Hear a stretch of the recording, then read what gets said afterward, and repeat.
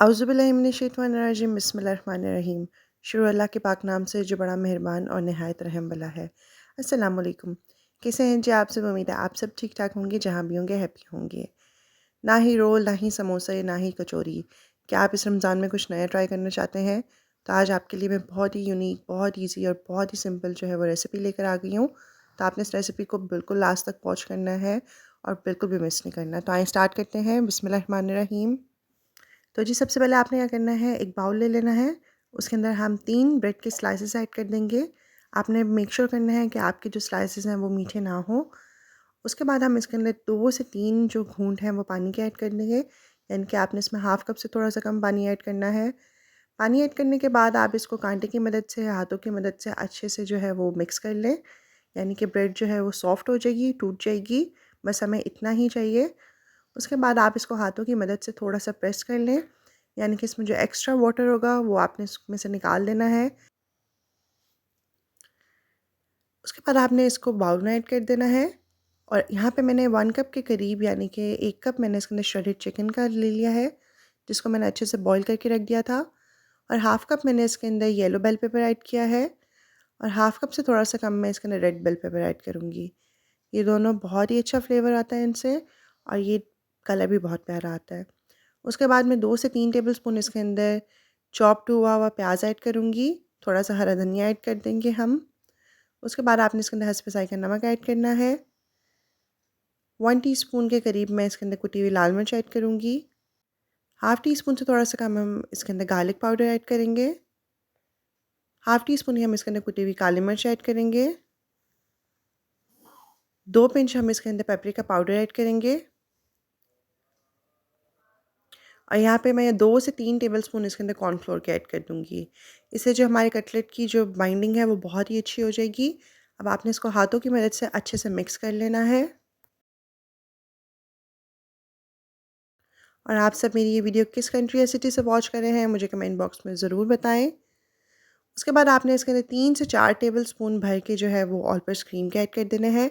या आपके घर किसी भी ब्रांड की जो क्रीम है वो पड़ी हुई है तो आप इजीली यूज़ कर सकते हैं उसे। अब हम इसको अच्छे से मिक्स कर लेंगे। क्रीम से ये होगा कि इसका टेक्सचर जो है वो बहुत ही सॉफ्ट आएगा और क्रीमी आएगा। तो अब हम इसकी यहाँ पे अच्छे से मिक्सिंग कर लेंगे, बिल्कुल इस तरह से। और उसके बाद आपने क्या करना है, आपने इसका थोड़ा-थोड़ा सा मिक्सचर ले लेना है अपने हाथों में। इसके अंदर आपको कोई भी हाथों पे ऑयल या पानी को ग्रीस करने की ज़रूरत नहीं है। ये ईज़िली जो है इसकी शेप बन जाएगी। अब हम इसको जो है वो रोल की शेप दे देंगे, या आप अपनी पसंद से कोई भी शेप दे सकते हैं। अब हम एक-एक करके सारे रोल्स जो हैं वो रेडी कर लेंगे अपने, और इसको हम साइड पे कर लेंगे। और आप सब जो मेरे चैनल पे न्यू हैं, प्लीज़ मेरे चैनल को सब्सक्राइब कर दीजिए, मेरे चैनल को सपोर्ट करें। और जिन लोगों ने ऑलरेडी सब्सक्राइब कर दिया हुआ है उन सबका बहुत ज़्यादा थैंक यू। अल्लाह ताला आप सबको सलामत रखें, आमीन। तो जब हम इसकी कोटिंग के लिए सबसे पहले इसको मैदे के अंदर डिप करेंगे और इसको अच्छे से हम कोट कर लेंगे। इससे जो हमारे ब्रेड रोल हैं वो बहुत ही ज़्यादा क्रिस्पी और क्रंची बन के रेडी होंगे। सबसे पहले हम इसको मैदे में कोट कर लेंगे। उसके बाद आपने इसको अंडे के अंदर कोट करना है। मैंने यहाँ पे जो है अंडा अच्छे से बीट करके रख लिया था। और ये सिंपल एग है, इसके अंदर कोई भी मैंने स्पाइसेस ऐड नहीं किए, क्योंकि ऑलरेडी हमने जो है वो रोल्स के अंदर जो है स्पाइसेस ऐड कर लिए हुए हैं। अंडे में अच्छे से कोट करने के बाद इसको आपने लास्ट में ब्रेड क्रम्स में कोट करना है। इसको खूबसूरत सा कलर देने के लिए मैंने ब्रेड क्रम्स के अंदर थोड़ा सा ऑरेंज कलर यूज़ किया हुआ है।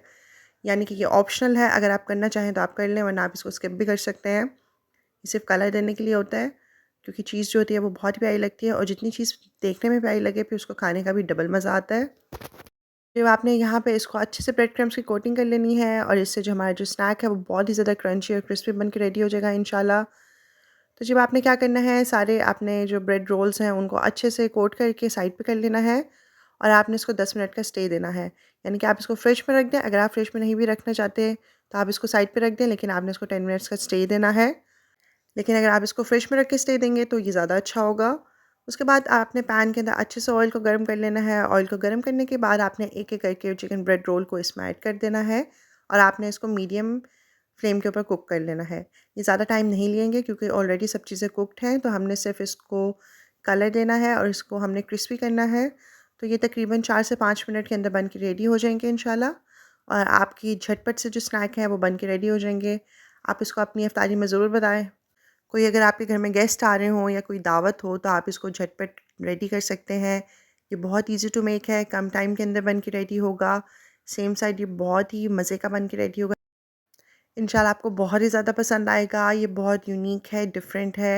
और आप सब जो मेरी ये वीडियो वॉच कर रहे हैं, अगर आप लोगों ने मेरे चैनल को सब्सक्राइब नहीं किया हुआ तो मेरे चैनल को सब्सक्राइब कर दीजिए। ये आपकी तरफ से हमारे लिए प्यार होता है और हमारा और दिल करता है कि हम अच्छी, यूनिक और ईज़ी रेसिपीज़ आपके साथ शेयर करें। और मुझे कमेंट बॉक्स में भी ज़रूर बताया करें कि आपको मेरी रेसिपी कैसी लगी।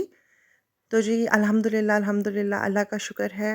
अल्लाह के हुक्म से हमारे जो ब्रेड रोल हैं, चिकन ब्रेड रोल, वो रेडी हो चुके हैं।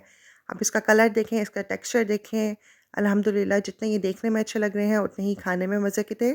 आपने ये रेसिपी को ज़रूर ट्राई करना है और मुझे भी अपना रिव्यू ज़रूर देना है। तो जी अगर आपको मेरी ये वीडियो पसंद आई है तो आप जल्दी से मेरे चैनल को सब्सक्राइब कर दीजिए, इस वीडियो को लाइक करें, इसको शेयर करें, इस पे कमेंट करें। अल्लाह ताला हम सब के दस्तरखान में बरकतें डालें, हम सबको अपनी अमान में रखें। अपना बहुत ज़्यादा ख़्याल रखिएगा और मुझे अपनी दुआओं में याद रखिएगा। अल्लाह हाफ़िज़।